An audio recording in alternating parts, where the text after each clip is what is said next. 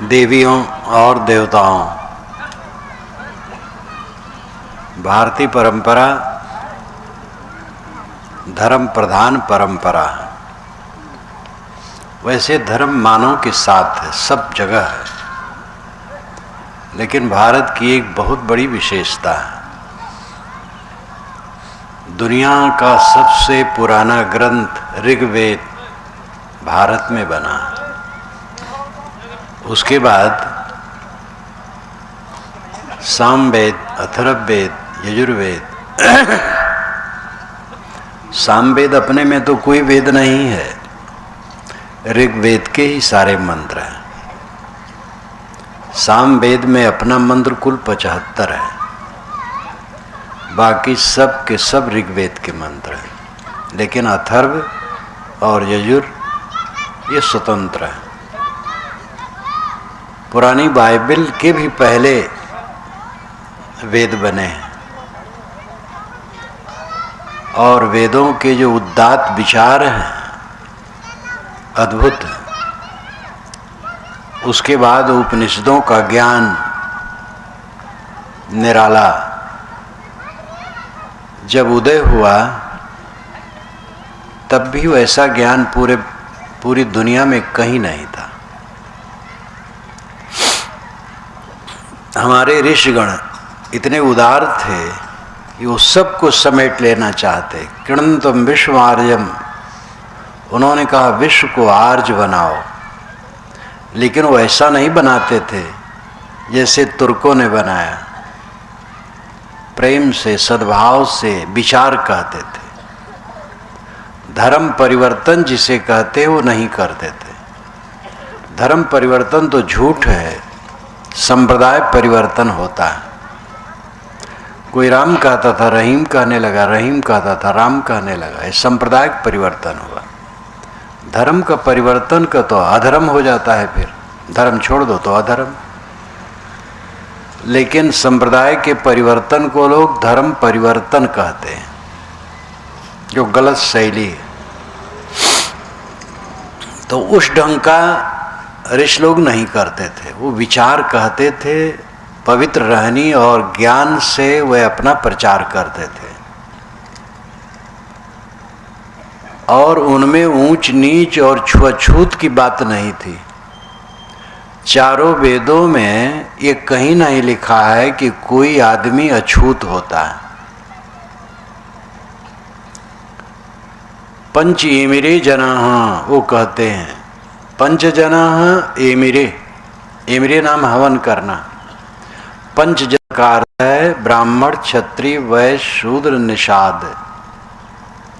मैंने अपने वेद में नाम दिया है, मेरी पुस्तक है वेद क्या कहते हैं। चारों वेदों के समस्त विषय 121 संदर्भों में गुम्फित हैं। उसमें मैंने दिया है नाम ज्ञानी, शासक, व्यवसायी, शिल्पी, श्रमिक। ये पंच वर्ग के लोग दुनिया में सब जगह हैं और सब जगह रहेंगे। ज्ञानी होते हैं कुछ जो तपस्वी होते हैं और आत्मपरायण होते हैं और समाज को ज्ञान का प्रकाश देते हैं।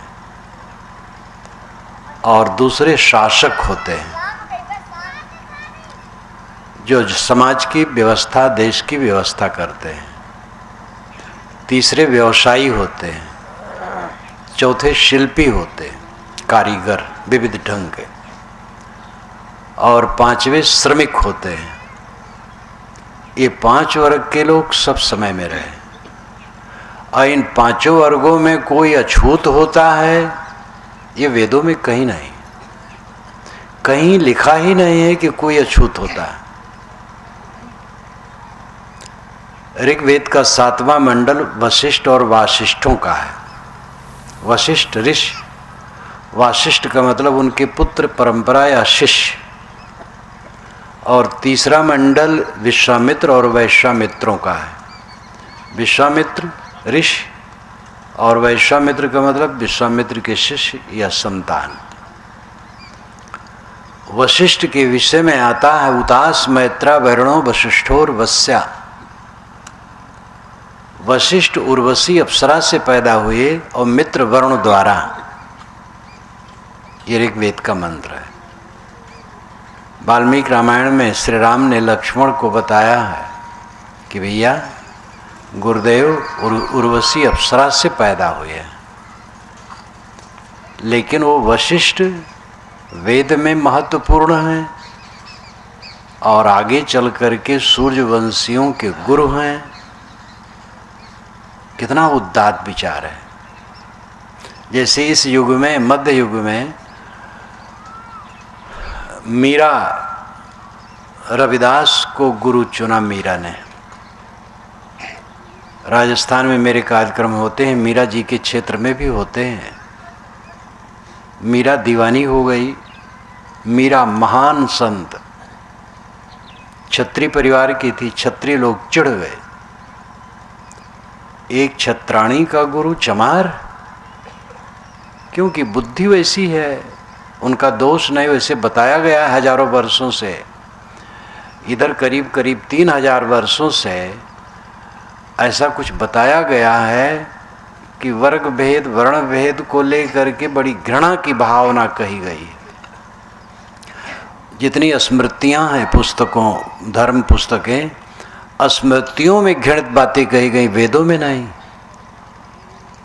तो क्षत्रिय लोग एकदम उबल पड़े मीरा पर, लेकिन जो उबल पड़े उनको कोई नहीं जानता है, और मीरा मीरा है और सदा अमर है। गोस्वामी जी जन्म के बाद मंगतों के पिछवाड़े फेंक दिए गए थे शिष्य के रूप में। मंगतों ने पाया, वो मंगते हिंदू थे, राम बोला नाम रखा। और सूकर क्षेत्र जो गोंडा जिला में पड़ता है, जहाँ सरजू और घाघरा का सम्मिलन है, वहाँ पर नरहर महाराज जी वाल्मीकि रामायण की कथा कहते थे। राम बोला भीख मांगते, मंगता घर में पले थे तो भीख मांगते खाते वहाँ निकल पड़े। नरहर जी महाराज ने देखा कि बच्चा मेधावी है, उन्होंने लिफ्ट दी और गोस्वामी तुलसीदास हुए महान पुरुष। काशी के पंडितों ने बड़ा कोप किया उनके ऊपर, जिसके माँ बाप का पता नहीं, और रामायण भी उल्टा पलटा लिख रहा है। वाल्मीकि रामायण से तो बहुत हट करके मानस है, बहुत कुपित थे, लेकिन अंत में गोस्वामी जी विजयी हुए। पंडित समुदाय उस धीवई के पुत्र के पुस्तक से अपना जीवन व्यवसाय करता है। सारे पुराण उससे जुड़े हैं, महाभारत जुड़ा है, और वेदव्यास एक महिमा में वचन नाम है। हमारे पूर्वजों में ऊंच नीच की भावना नहीं थी, बीच में आई, इसलिए बिगड़ा, और भारत का ऐसा पतन हुआ। इतना उदात्त विचार वाला भारत समाज, इतना पतन हुआ कि विदेश से आकर के लोग पूरा तहस नहस कर दिए। छुआछूत की भावना इतनी कि उपासना एक साथ नहीं कर सकते। वेद में लिखा है पंचेमेरे जनाः, पंचजन यज्ञ करते हैं, और एक जगह नहीं लिखा है, दर्जनों जगह पंचजन पंचजन पंचजन। हम पंचजन के लिए शुभकामना करते हैं, पंचजन का कल्याण चाहते हैं। लेकिन आगे चल करके इतना दुर्व्यवहार आया, शूद्र की परेशानी पड़ जाए तो सचैल स्नान करना चाहिए। चैल नाम कपड़ा, कपड़े के सहित नहाना चाहिए। वेद में शूद्रों का अधिकार नहीं है। वेद के किस मंत्र में ऐसा लिखा है? चारों वेदों में एक मंत्र को ही बतावे पंडित कि इसमें लिखा है। वेद के मंत्रों के रचयिता शूद्र कहलाने वाले लोग हैं। कक्षीवान, कक्षीवान की पुत्री घोषा, मैंने अपने वेद की भूमिका ही में उन सब का नाम दिया है, और मंत्र और वेद भी दिया है। इतना ही नहीं कहा, स्त्रियों का अधिकार नहीं है, शूद्रों का वेदों में अधिकार नहीं और स्त्रियों का भी नहीं है। अब स्त्रियों में तीव्राइन का भी अधिकार नहीं, शुक्लाइन का भी नहीं, पंडिताइन का भी नहीं है। तिवारी वेद पढ़ सकते हैं, तीव्राइन नहीं पढ़ सकती है। ये अकल ये बीच के पंडितों की हुई, वेदों में कहीं नहीं लिखा। 1 दर्जन से अधिक स्त्रियां हैं जो वेद मंत्रों की रचयिताएं हैं। ये मैंने अपनी वेद में लिखा है, वेद क्या कहते हैं मेरी पुस्तक का नाम है, और सभी ऋषिकाओं का नाम दिया है और नाम के आगे वेद, मंडल, अध्याय, छंद सब कुछ दिया है, कोई मूल वेद से मिला ले। इतना दुर्भाग्यपूर्ण बात अब आज के जो जगत गुरु कहलाने वाले यही रट रहे हैं कि शूद्र और स्त्रियों का वेदों में अधिकार नहीं है। वो क्या पढ़े हैं? नहीं पढ़े तो क्यों कहते हैं, वो पढ़े हैं तो क्यों कहते हैं? ये हमारे देश का दुर्भाग्य कि वर्ण व्यवस्था का घृणित संस्कार इतना जोर से चला। वर्ण व्यवस्था के 3 संस्करण हुए हैं। पहला संस्करण है काम का बंटवारा, न छुआछूत थी, न आपस में शादी विवाह के लिए कोई मनाही थी, सबसे शादी विवाह करते थे और खान पान करते थे। यहाँ तक कि दैत्य परिवार की लड़कियाँ भी ली जाती थी और इधर से भी दी जाती थी। विश्वकर्मा दैत्य की पुत्री राजा जजात सूर्यवंशी की पत्नी थी, तो विवाह शादी में भी फर्क नहीं और खान पान में भी फर्क नहीं। लेकिन आगे चल करके इतना घृणित विचार हुआ, वेद में अधिकार नहीं, यज्ञ में अधिकार नहीं, उनकी छाया नहीं छूनी चाहिए। शूद्र गेहूं को पैर से रगड़ करके साफ करके वसा करके दें, उसको खाना चाहिए, लेकिन उसके पश्चात ड्योढ़ी में उनको नहीं आना चाहिए। उनके पैर के नीचे का अनाज खाना कोई बुरा नहीं, क्योंकि स्वार्थ है अपना। तो इतनी दुर्बुद्धि हुई जिससे भारत का पतन हुआ। उपनिषदों में कहीं नहीं लिखा है जाति की बात, देवता की बात, अवतार की बात, चमत्कार की बात। कर्म सिद्धांत है, आत्मज्ञान है, सदाचार है, एकदम रैशनल विचार। कबीर साहब अपने आप में एक विशाल उपनिषद है। कबीर साहब ने पूरी मानवता को गुम्फित किया।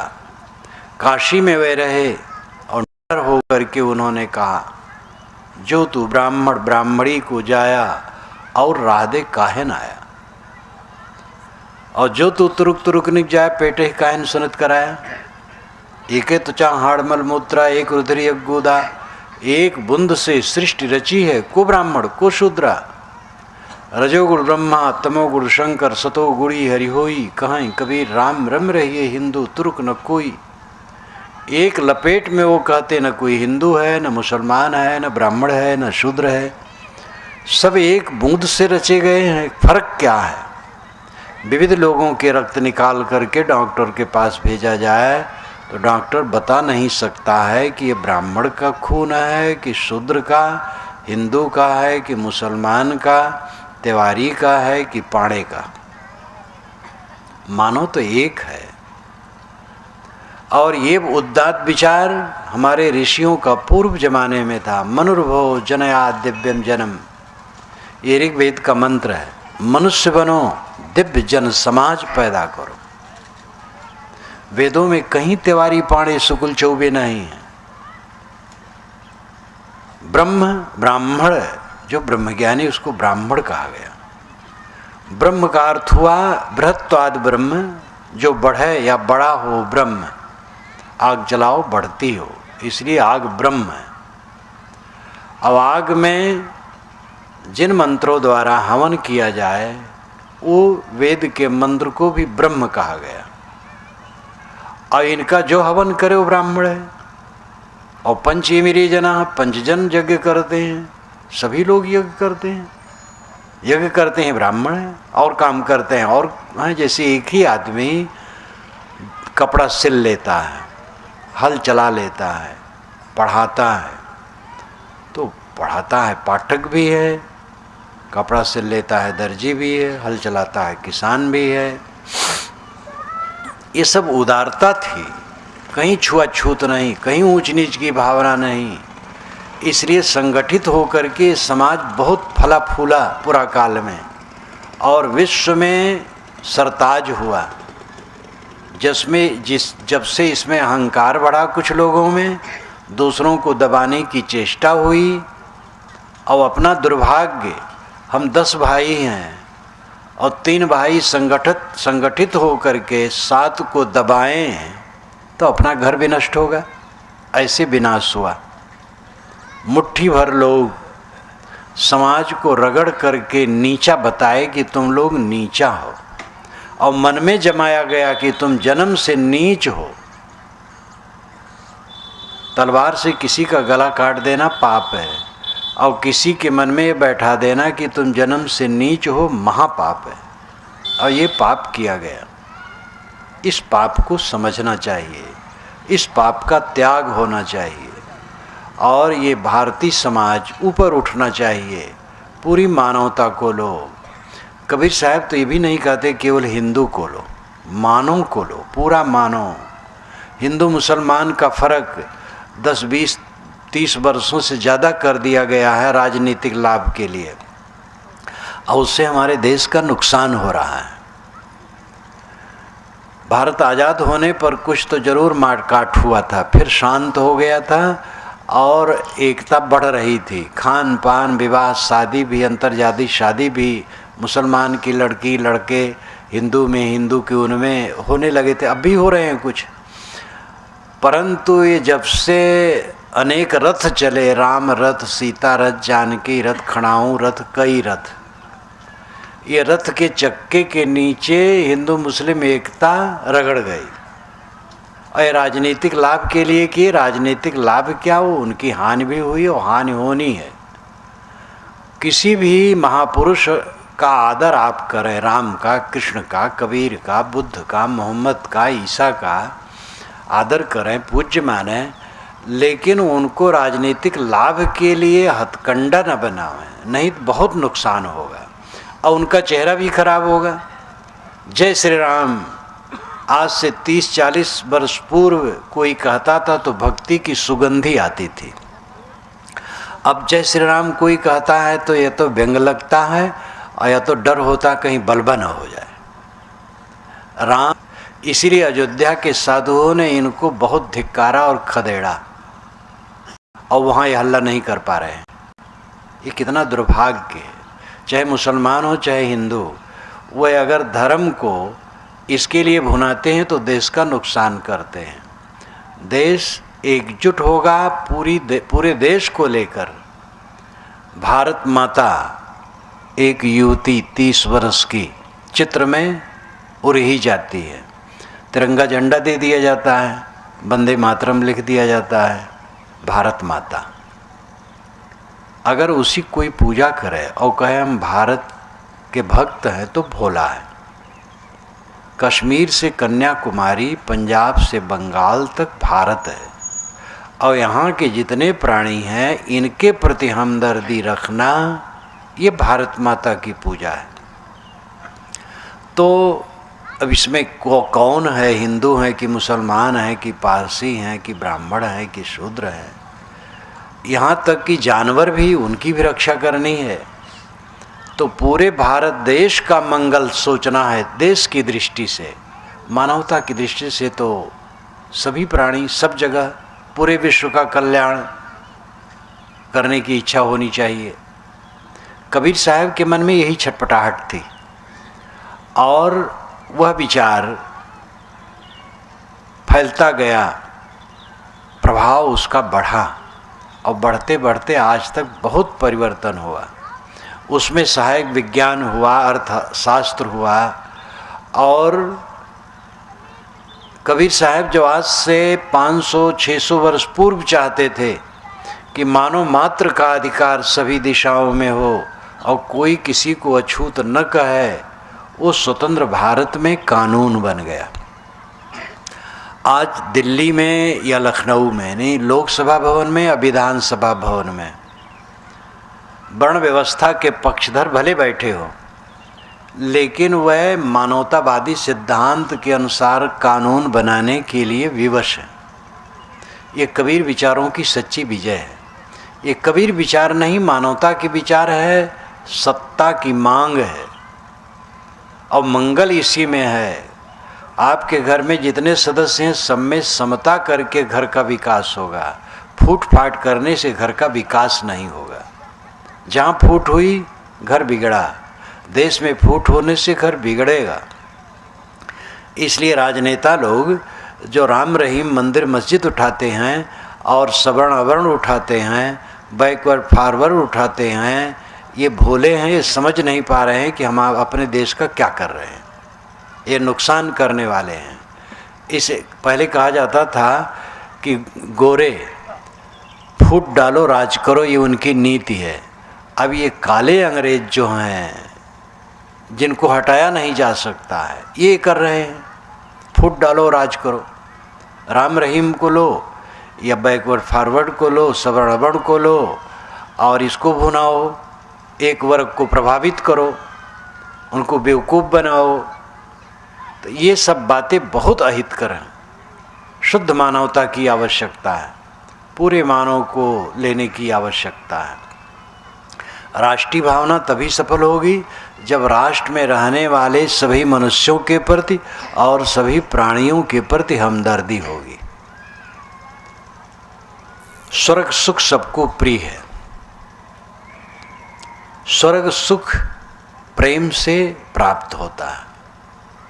जिस परिवार और समाज में हम रह रहे हैं उनमें प्रेम जब तक नहीं होगा, स्वर्ग सुख कहाँ होगा।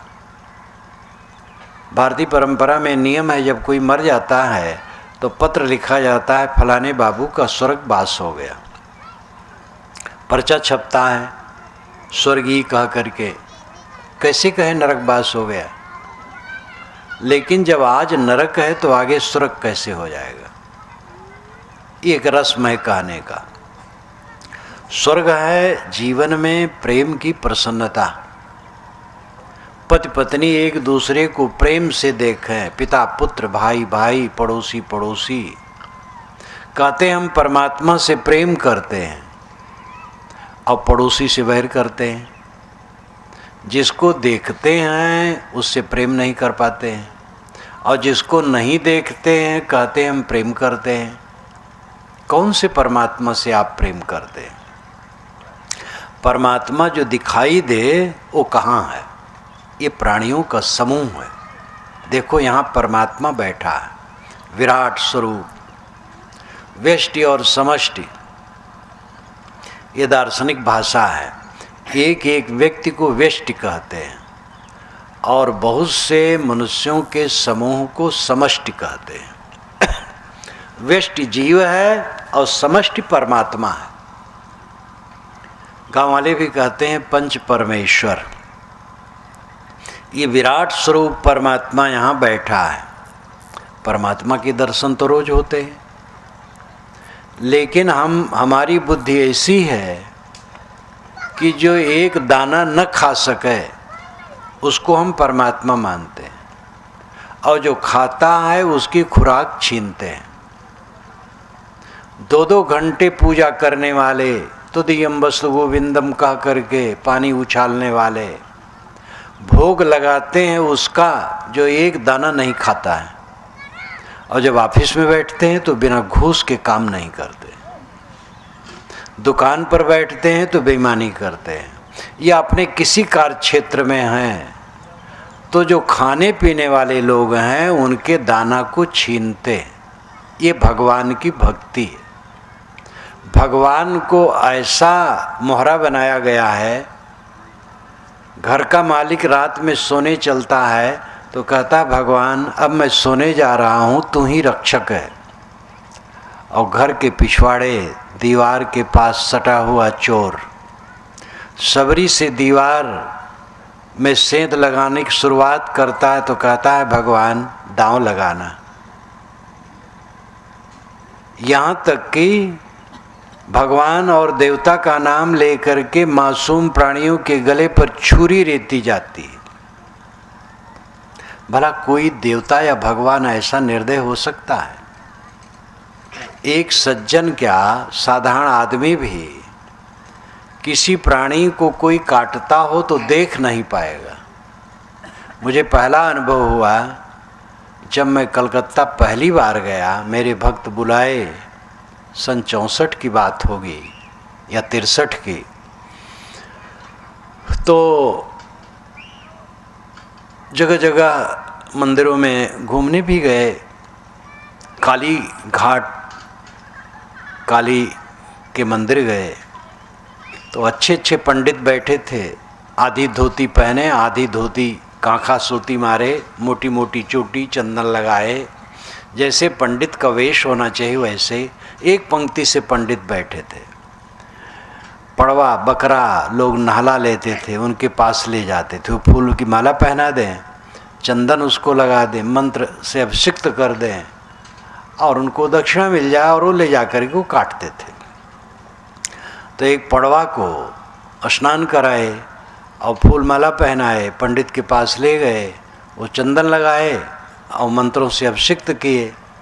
तो पड़वा को लाया आंगन में, जहाँ की खूंटे में एक लोह का सिक्जा लगा रहता है और 2 भाग उसका रहता है जिसमें गला फंसाया जा सके। तो सिक्जा निकाला और गला फंसाने लगा तो हम लोग हट गए, क्योंकि रोक नहीं सकते थे और देखना तो महापाप है। तो पहला अनुभव हुआ कि कैसा निर्दय है इंसान। देवता और भगवान के नाम पर ऐसे ऐसे त्यौहार दुनिया में होते हैं, अखबारों में छपता है बड़ी शांत से त्यौहार मनाया गया और करोड़ों जानवर पूरी दुनिया में काट दिए जाते हैं ईश्वर के नाम से। ये ईश्वर की भक्ति है। सगुण ईश्वर बाहर दिखाई देता है, निर्गुण ईश्वर भीतर है। कबीर साहब दोनों को मानते हैं। वे कहते हैं सरगुण की कर सेवा, निर्गुण का कर ज्ञान। सरगुण निर्गुण से परे तहाँ हमारा ध्यान। सगुण की सेवा करो, निर्गुण का ज्ञान करो और ध्यान ये दोनों से ऊपर है। ये जो बाहर दिखाई देते हैं, आंखें खोलो, ये प्राणी सब सगुण भगवान है। आंखें बंद करो, अंतरात्मा निर्गुण भगवान है। तो सगुण भगवान की सेवा करो, ये प्राणियों की सेवा करो, तकलीफ न दो। सबकी सेवा तो कोई नहीं कर सकता है, क्योंकि आपके पास जो शक्ति है उस समय है सीमित है। लेकिन किसी को तकलीफ न दे तो सबकी सेवा हो गई। तो सगुण की सेवा करो और निर्गुण का ज्ञान करो। निर्गुण आत्मा है और ध्यान ये दोनों से ऊपर है। ध्यान है मन का निर्विषय हो जाना, तो वहाँ सेवा और ज्ञान दोनों नहीं। सेवा स्थूल क्रिया है और ज्ञान मन की क्रिया है। स्थूल इंद्रियां भी वहाँ शांत हो जाती हैं और मन भी शांत हो जाता है, तो वहाँ निर्विकल्प हो जाता है। इसलिए सगुण निर्गुण से ऊपर की स्थित हो जाती है। कबीर साहब सगुण को मानते हैं, निर्गुण को मानते हैं और इन दोनों से उठ करके ऊपर की स्थित बताते हैं। जो लोग कहते हैं कबीर निर्गुणवादी हैं, वे उनका कथन सापेक्ष है, एक ढंग का है। कबीर सगुणवादी भी हैं, निर्गुणवादी भी हैं और दोनों से ऊपर भी। कबीर को समझने के लिए व्यापक बुद्धि होना चाहिए। कबीर पर जितनी भी आलोचनाएं आज तक हुई हैं सैकड़ों पुस्तकों में, वे सब काम की हैं, लेकिन बहुत सी अधूरी हैं और बहुत पक्ष ऐसे हैं जो अनछुए हैं, वो और विचारणीय और चिंतनीय हैं। तो कबीर कहते हैं आंखें खुलें, इन प्राणियों को देखो, ये सगुण भगवान है। किसी को तकलीफ न दो, किसी को धोखा न दो, किसी का कुछ न छीनो, किसी को न सताओ। अब आप नज़र घुमा करके देख लो, भगवान के भगत इतने 9 नेजा ऊपर तक भगवान की भक्ति, लेकिन घूस, मिलावटबाजी, बेईमानी, बदमाशी इतनी है। एक तरफ भगवान और एक तरफ दुराचार। यहाँ तक कितनी जगह उपासना स्थलों में एक तरफ भगवान बैठे, एक तरफ दुराचार चल रहा है। असलहा रखे जा रहे हैं, गुंडागर्दी के लिए मीटिंगें हो रही हैं, उपासना स्थल हैं। ये भगवान की भक्ति जगह है। मैं वर्ग का नाम नहीं लेना चाहता। जहाँ कहीं गलती हो, सब जगह वही बात है। असली भगवान प्राणियों का समूह है, इनके प्रति आदर भाव होना चाहिए। स्वर्ग सुख प्रेम में पनपता है। पोथी पढ़ी पढ़ी जगमुआ, पंडित हुआ न कोय, ढाई आखर प्रेम का पढ़े सो पंडित होए। साहब कहते पोथी पढ़ पढ़ के जगत के लोग मर रहे हैं, पंडित नहीं होते। वो काशी नगरी में साहब थे, जहाँ पंडितों का गढ़ है। साहब कहते कोई पंडित नहीं है, प्रेम जो पढ़े वो पंडित है। जब ये इतनी समझ नहीं रखते हैं कि किसी का हाथ साफ है तो अशुद्ध कैसे, अछूत कैसे। इनके हाथ में चाम है, दूसरे के हाथ में चाम है। इनके शरीर में हड्डी भरी है, दूसरे के शरीर में हड्डी है। दूसरे के शरीर में पेट में टट्टी पेशाब है, इनके शरीर में टट्टी पेशाब है। और सब में ब्रह्म बैठा है, आत्मा बैठा है। शुद्धा शुद्धि छुआछूत का आधार है।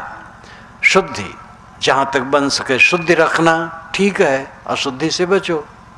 ये निर्णय न करके ये बस मान लेते हैं कि अशुद्ध है, अछूत है, तो कौन अकल इनको है। प्रेम का पाठ पढ़े वो पंडित है, जो सब में प्रेम करे। प्रेम हमें हमारे हृदय में पनपना चाहिए। घरों में कलह और स्वर्ग चाहते हैं। पति पत्नी बात नहीं करते, भाई भाई बात नहीं करते। कितने लोग तो ऐसा कहते हैं हम दुश्मन से बात करेंगे, भाई से बात नहीं करेंगे। एक जगह अखंड रामायण का पाठ हो रहा था। पंडित रजनीकांत शास्त्री ने लिखा है मानस मीमांसा पुस्तक, जो इलाहाबाद किताब महल से प्रकाशित है, बहुत तर्कपूर्ण है।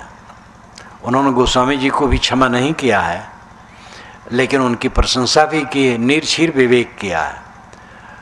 विद्यावारिध पंडित रजनीकांत शास्त्री, तो उन्होंने लिखा कि मैं अपने गांव में गली में निकला और एक घर में अखंड रामचरितमानस का पाठ हो रहा था। पाठ करवाने वाला संयोग से घर से निकला, तो मैंने पूछा भैया ये पाठ कैसे चल रहा है, किस काम के लिए, किस कामना के लिए आप पाठ करते? क्योंकि पाठ जो अखंड करते वो कामना बस करते, कोई ज्ञान के लिए नहीं, ना भक्ति के लिए। तो सोचा गया, लेकिन इतने बड़े पंडित के सामने वो झूठ नहीं बोल पाया। विद्यावारिध पंडित रजनीकांत शास्त्री, उन्होंने कहा पंडित जी वो भाई से जो मुकदमा चल रहा है तो उसी में मैं अखंड पाठ करवा रहा हूँ जिससे मुकदमे में मेरी विजय हो। तो पंडित रजनीकांत शास्त्री ने कहा कि मैंने उसको इतना फटकारा कि रामचरितमानस अथवा रामायण कथा भरत और राम के भ्रातृत्व में बनी है। राम ने राज को ठुकरा दिया और भरत ने ठुकरा दिया। राम और भरत के बीच में अयोध्या का राज्य कंदुक बन गया, गेंद बन गया। ये उदात्त विचार, न राम राज चाहते हैं न भरत राज चाहते हैं, और तुम भाई पर मुकदमा के विजय के लिए उसी का पाठ करवा रहे हो। तुम्हारी नाक कट जानी चाहिए। बहुत डांटा तो उनके पैर में गिर पड़े और फिर जाकर के अपने भाई के पैर में गिरे, क्षमा मांगे, समाधान हुआ। तो लिफाफा से काम नहीं होता है, वस्तु बोध होना चाहिए। ये दिखावा से काम नहीं होगा। स्वर्ग कहाँ है? घर में जितने सदस्य कम से कम उनको देवी देवता समझो, प्रेम से बोलो। एक दूसरे को देख करके आपके मन में प्रेम की लहर उठनी चाहिए। और कितने घरों में है दूसरे को देख करके सांप छू जाता है। पड़ोसी को देख करके प्रसन्न हो। एक सज्जन ने कहा, महाराज मैं तो अपने पड़ोसी को देखता हूँ तो एक पसर खून घट जाता है। तो मैंने कहा, आपका थोड़े दिन में सब खून खत्म हो जाएगा। पड़ोसी को देख करके उनका खून खौल जाता है, घट जाता है। स्वर्ग सुख प्रेम में है। प्रेम का प्रसार, और प्रेम कब होगा? जब स्वार्थ को जीता जाए। महाराज राम ने स्वार्थ को जीत लिया, राज्य नहीं चाहिए, तब बनवासी होके चल पड़े। वह अयोध्या से न जाते कोई उनको निकाल नहीं सकता था। दशरथ अंदर से नहीं चाहते थे जाए, केवल कैकेयी का मन मंथरा ने बिगाड़ा था। कैकेयी भी पहले खुश थी कि राम का राज्य होने वाला, उसने तो एक आभूषण ही दे दिया था मंथरा को। लेकिन मंथरा ने जब उल्टा पलटा पढ़ाया तो उसका मन खराब हो गया। भरत थोड़े दिन में आ जाते और राम का राज्य होता, लेकिन राम तत्काल उसी दिन चल पड़े। भरत को राज मिल गया था, वो राज करते, लेकिन राज उन्होंने नहीं किया। किंतु राम से अधिक कठोर तप करके वे अयोध्या में रहे, और अयोध्या नगर भी छोड़ के रहते थे। अयोध्या से दक्षिण तरफ जिधर से राम को आना था, आजकल भरतकुंड कहलाता है, और भदरसा बाजार। गत वर्ष में मेरा वहाँ कार्यक्रम भी था, तो वहाँ वे रहे। राज्य की उन्होंने सेवा की, राज का भोग नहीं किया। ये प्रेम है। कहीं भी प्रेम होगा त्याग से होगा। जहाँ एक देवी है अपने बच्चे के लिए ज़्यादा प्यार करती है, भतीजे के लिए कम, ये ठीक नहीं है। दोनों को प्यार बराबर दो। अपने बच्चों के लिए छिपा करके मिठाई न रखो, मिठाई आई है सबको दो। देवियाँ तपस्विनी हैं, ये भोजन बनाती हैं, सबको खिलाती हैं, तब खाती हैं। लेकिन ये तपस्या में पूरी तपस्या होनी चाहिए, पक्षपात ना हो। एक बहू अपने पति के लिए घी में थाली में घी डाल दे और देवर जेठ को नहीं डाले, केवल अपने पति की थाली में डाले। सब भाई जान गए। एक दिन थाली बदल गई तो दूसरे भाई ने कहा, भैया तुम्हारी थाली हमारे पास आ गई। कहे क्या थाली में कोई अंतर है? कहे अंतर है। ये सब बिगाड़ता है परिवार को। देवियाँ सबको खिला के खाती हैं, कुछ देवियाँ हैं जो बनाती भी रहती हैं और खाती भी रहती हैं। ये ठीक नहीं है। सबको खिला के खाओ। प्रेम का बर्ताव घर में होना चाहिए, समाज में होना चाहिए। जहाँ चलो चित्त में प्रेम का बर्ताव हो, भाव हो, और बाहर बर्ताव हो। प्रेम का बर्ताव होने से चित्त शुद्ध होता है। शुद्ध चित्त में ज्ञान, भक्ति, वैराग्य सब उदय होते हैं। आध्यात्मिक लाभ जीवन का परम लाभ है। अंतिम बात पर ध्यान दें। इस संसार में हम लोग वासना बस देह धारण करके आए हैं। यहाँ हमारा कुछ है नहीं, और ये बड़ी गूढ़ बात नहीं है, बड़ी स्थूल बात है। हमारे पिता पितामह सब चले गए। कबीर साहब कहते हैं, राम नाम भज, राम नाम भज, चेत देख मन माही हो। लक्ष्य करोड़ जोर धन गाड़े, चलत डोलावत बाही हो। दादा बाबा और परपाजा जिनके यह भूई भाड़े हो। आंधर भय हियो की फूटी, तिन काहे सब छाड़े हो। ई संसार असार को धंधा, अंत काल कोई नाही हो। उपजत बिनसत बार न लागे, जो बादर की छाही हो। नाता गोता कुल कुटुम सब इनकर कौन बड़ाई हो। कहें कबीर एक राम भजे बिन बूढ़ी सब चतुराई हो। दादे बाबे परपाजे जिनका ये सब कुछ था वे चले गए, हम कब तक रहेंगे। सारा संसार चला चली की जगह है।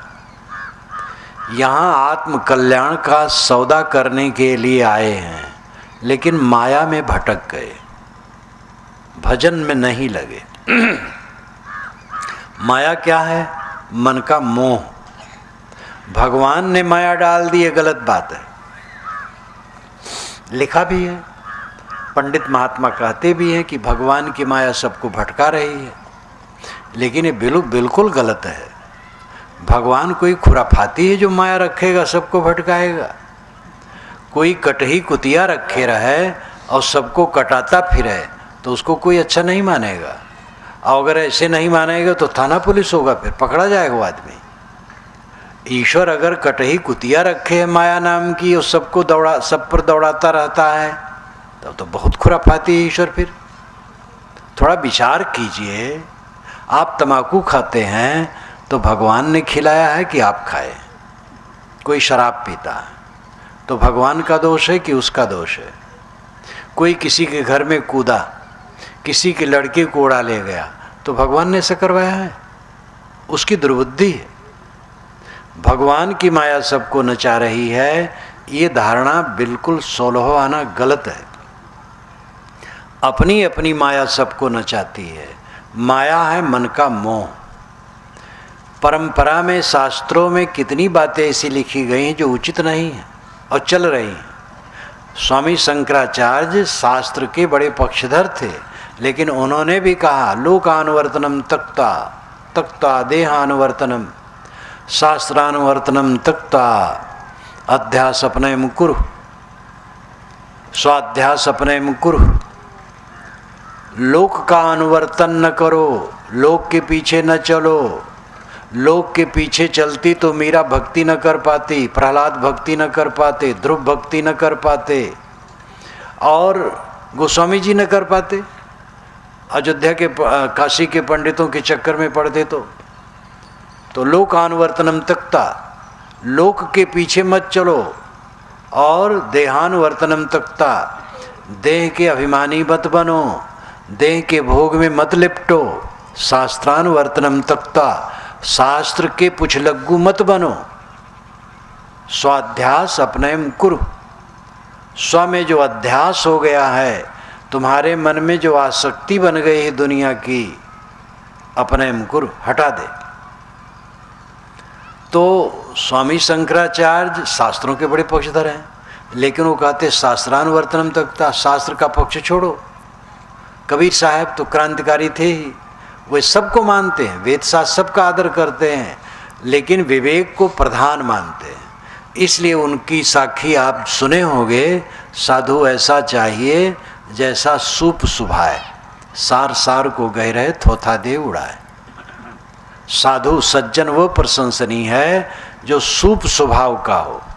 सूप का स्वभाव होता है कि जब उसको फटको तो उसमें से भूसी उड़ जाती है, चावल रह जाता है।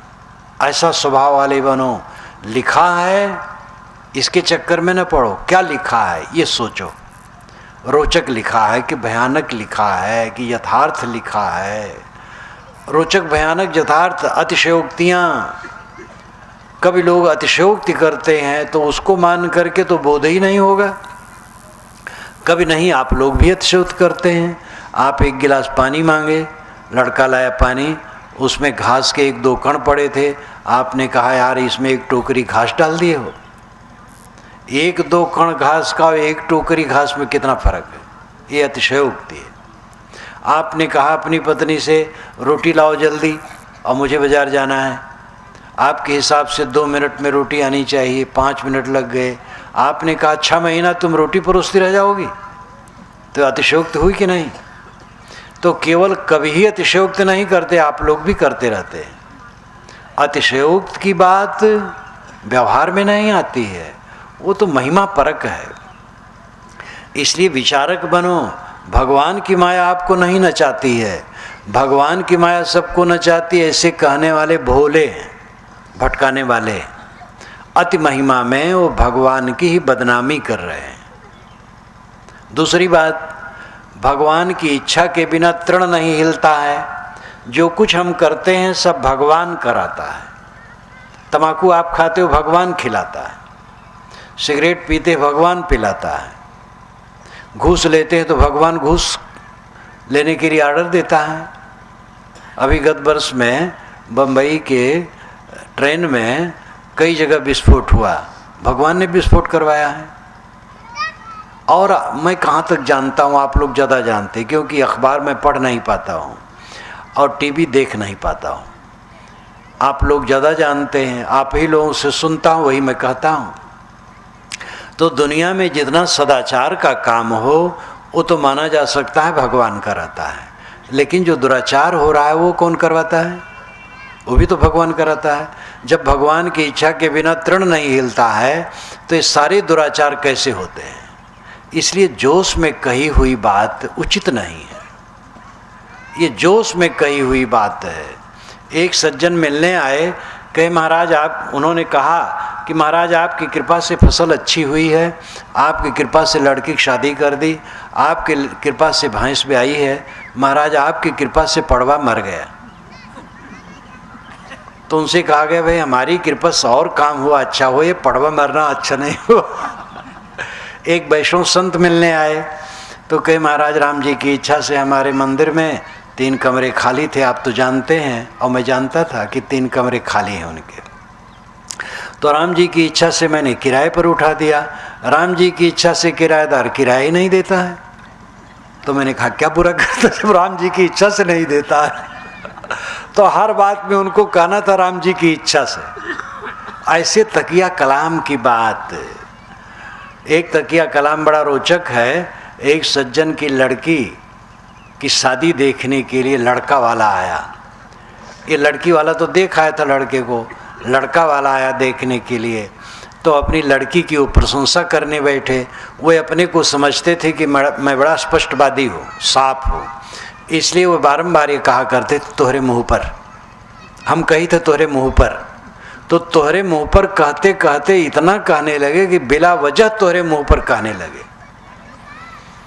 तो कहे भैया हमारी लड़की ऐसी वैसी नहीं तोहरे मुँह पर, 4 बजे सुबह ही उठती तोहरे मुँह पर, और जूता चप्पल खड़ाऊँ सब एक तरफ कर देती तोहरे मुँह पर, और झाड़ करके कूड़ा कचरा सब फेंक देती तोहरे मुँह पर। तो लोगों ने कहा भैया ऐसी लड़की नहीं चाहिए। तो उनकी आदत थी तोहरे मुँह पर कहने की बस। तो ऐसे सब भगवान कराता है, सब भगवान कराता है, बिला विवेक की बात। अरे संसार में जितना जो कुछ जो करता है वो उसका जिम्मेदार है। हम आप जो सोचते हैं उसके जिम्मेदार हैं, जो बोलते हैं उसके जिम्मेदार हैं, जो करते हैं उसके जिम्मेदार है। कोई भगवान और शैतान हमसे नहीं करवाता है, हम जिम्मेदार। इसलिए हम सुधार सकते हैं, यही चारा है। अगर भगवान करवाता है तो हम सुधार भी नहीं सकते हैं। ये भी तो आपने सुना होगा भगवान सूत्रधार है, हम लोग कठपुतली हैं। ये भी बेकार की बात है। आप कठपुतली हैं तो उपदेश क्यों हो रहा है? बेसास क्यों बने कठपुतली के लिए? आप अपने कर्मों के कर्ता धर्ता और विधाता हैं, आप कठपुतली नहीं हैं। आप जो करेंगे सो भरेंगे, जिम्मेदार हैं, कहीं जाएगा नहीं कर्म फल भोग। इसलिए शास्त्रों में उल्टा सीधा सब लिखा है। विचारवान बनो, गोस्वामी जी भी कहते हैं, त्रिविध भांति के शब्द बर विघटन लट परमान, कारण अविरल अल्पियत तुलसी अविध भूलान। ये सतसई में है। सतसई उनकी पुस्तक है जिसमें अधिकतम वाणी कबीर वाणी जैसी है। और लगता है बुढ़ापा में गोस्वामी जी बड़े पारखी हो गए थे। मैंने उसको तुलसी पंचामृत नाम की पुस्तक में प्रथम अध्याय रखा है, टीका सहित है। तुलसी पंचामृत मेरी एक पुस्तक है, तुलसीदास जी के 5 ग्रंथों का अमृत। तो सतसई में आता है त्रिविध भांति के शब्द, 3 प्रकार के शब्द होते हैं, रोचक भयानक यथार्थ। और उसमें वर विघटन लट परमान, वर मंडन योग विघटन खंडन योग, यानी एक विधेयात्मक एक निषेधात्मक। और लट परमान वे लिपटे हैं। जैसे साधुओं की लट होती है तो कौन बाल सिर से जुड़ा है कौन टूटा है ये निर्णय कर पाना मुश्किल है। ऐसे अच्छी और बुरी वाणियाँ लिपटी हैं, साधारण लोग उसका निर्णय नहीं कर पाते हैं। कारण अविरल अल्पियत तुलसी अविध भूलान। गोस्वामी जी कहते हैं यही कारण है कि अविवेकी लोग उसको पी करके वाणी को ग्रहण करके अविवेकी लोग भटके हैं। इसलिए शास्त्र, गुरु, महात्मा, ऋषि, पीर, परंपरा सब आदरणीय है, लेकिन विवेक उसके ऊपर आदरणीय है। विवेक से गुरु की बात मानो, विवेक से माता पिता की बात मानो, गोस्वामी जी ने कहा कि माता पिता गुरु जो कहें बिना विवेक के करना चाहिए, तो वो एक लहजा है, उसका भी स्थान है। गुरु माता पिता अहित नहीं चाहते हैं, आज्ञा देते हैं काम करो, लेकिन वो कथन सापेक्ष एक सीमा में है, वो व्यापक नहीं है। व्यापक तो यह है कि विवेक से काम करो। अगर ये गोस्वामी जी की बात सार्वभौमिक मान ली जाए तो भरत ने पाप किया, क्योंकि कैकेयी की बात नहीं मानी। तो भरत ने पाप नहीं किया, अच्छा किया। तो विवेक सबके ऊपर, विवेकवान बनो, विवेक से काम लो। जीवन का फल क्या है? दुख से छुटकारा। हम दुख नहीं चाहते हैं। दुख क्यों होता है? अबोध और मन की मलिनता से। अपने आप का बोध नहीं है, हम अपने को देह मानते हैं। देह मानने से देह के नाम रूप गुण कर्म स्वभाव उपलब्धि को अपनी मानते हैं, और अपनी मान करके भोग तक हमारी बुद्धि सीमित है, जो सब नश्वर है। और इन सांसारिक भोगों में उलझकर मन विकारी बनता है, विकारों का खजाना, और उन्हीं विकारों से निरंतर हमारा चित्त पीड़ित करता है हमें। सुबह से शाम तक आदमी जो काम करता है, वो काम क्या रहता है? या तो धंधा रहता है, या तो काम भोग, क्रोध, लोभ, द्वेष, ईर्ष्या, छल कपट, अहंकार, बेईमानी, बदमाशी, ये सब रहते हैं। तो ये सब का विकार इकट्ठा होकर के जीव को काटता है। कोई बेईमानी नहीं करता है, बदमाशी नहीं करता, दूसरे को नहीं सताता है, मेहनत करता है, कमाता खाता है। लेकिन काम वासना, क्रोध वासना, लोभ वासना, मोह वासना तो है, देहाभिमान है, भोगों की लालसा है, तो चित्त उद्वेगित रहेगा। अब उससे किए गए काम शुभ शुभ दोनों होंगे, वे चित्त को पीड़ित करेंगे। इसलिए हर नर नारी का कर्तव्य है कि विवेकवान संतों से सत्संग करके अपने को पहचाने, मैं कौन हूँ। आप स्त्री पुरुष नहीं है, काले गोरे नहीं है, ब्राह्मण शूद्र हिंदू मुसलमान नहीं है, साधु गृहस्थ नहीं है। आप शुद्ध चेतन आत्मा है, और ये आत्मा ही परमात्मा है जो घट घट बैठा है। आप में कोई दुख नहीं है, सारा दुख इंद्रियों और मन के विकार का परिणाम है। इन विकारों को दूर करने के लिए भक्ति, सत्संग, सेवा, ज्ञान, वैराग की जरूरत है। संतों की संगत करो, जो विवेकवान संत हैं उनकी संगत करो, उनसे बोध प्राप्त करो। बोध प्राप्त करके भक्ति पथ में चलो, आहार विहार शुद्ध करो, गलत चीज न खाओ, अंडा मांस मछली से दूर रहो, नशा की सारी चीज़ों का त्याग करो, पान तमाकू तक न खाओ। आपके दांत मोती के समान चमकने चाहिए। ज्ञान के ग्रंथ पढ़ो, सुबह शाम चित्त का निर्वार करो बैठ करके। अकेले में बैठो, देखो अपने चित्त को, काम की लंपटता घटी है कि वैसे है? काम में क्या रखा है? चित्त व्याकुल होता है, उद्विग्न होते हो, मलिन होते हो, क्षीण होते हो, पश्चाताप करते हो, अपने से घृणा होती है। कब तक उसको करते रहोगे? जीतो उसको। क्रोध जब जब करते हो तब उसका परिणाम होता है खून खौलता है, तकलीफ होती है और व्यवहार बिगड़ता है, पीछे चित्त में जलन होती है। इसलिए क्रोध से क्या फायदा होता है? लोभ के अधीन हो करके जो दुराचार करते हो उसका परिणाम क्या होता है? ईर्ष्या से क्या होता है? अहंकार से क्या होता है? वो सारे जो कर्म होते वो कहीं जाते नहीं हैं। जो हमारे मन में सोचना होता है वो वाणी से बोलना होता है और इंद्रियों से करना होता है, ये सब के संस्कार बनते हैं, फूल और कांटे। अच्छा सोचना, अच्छा बोलना, अच्छा करने का परिणाम होता है फूल बनना, सुगंधी बनना, और बुरा सोचना, बुरा बोलना, बुरा करने से हमारे अंदर में कांटे बनते हैं जो हमें चुभते हैं। मनोपगमा धम्मा मनोसेठा मनोमया मनसा चेपदुत्थेना भासति वा करोति वा ततो नम दुख मनवेद चक्कम वा बहतो पदम। ये तथागत बुद्ध ने कहा धम्म पदम में। मन से गलत सोचकर, वाणी से गलत बोलकर, कर्म से गलत करके जो कर्म बनते हैं वह हमें ऐसे दुख देते हैं जैसे बैलगाड़ी में नधे हुए बैलों के पैरों के पीछे उसके चक्के चलते हैं, वैसे हमें दुख देते रहते हैं। और जब हमारा मन प्रसन्न, मनसा चे प्रसन्नेना भासति वा करोति वा तो सुख मनवेद छायावान पायनी। जब मन वाणी कर्म हमारे पवित्र होते हैं तो जैसे छाया मनुष्य के पीछे चले वैसे हमें अच्छे संस्कार सुख देते हैं। चोर जहाँ रहता है उसको डर लगता है कि पुलिस आ रही है, हरदम उसको पुलिस दिखाई देती है। और शाह के सामने पुलिस भी आए तो पुलिस भी मित्र है। इसलिए जो सच्ची कमाई जीवन में है वो मन वाणी कर्मों की निर्मलता है। आप राम कहें, रहीम कहें, ओम कहें, जो कुछ भी कहें आपका विचार है, ये सारे नाम समय समय से बने हैं। गॉड नाम पूरी दुनिया में फैला है, लेकिन ये 600-700 वर्षों के पहले नहीं था। राम नाम जब भारत में 1000-1200 वर्षों से प्रचलित है, पहले नहीं था।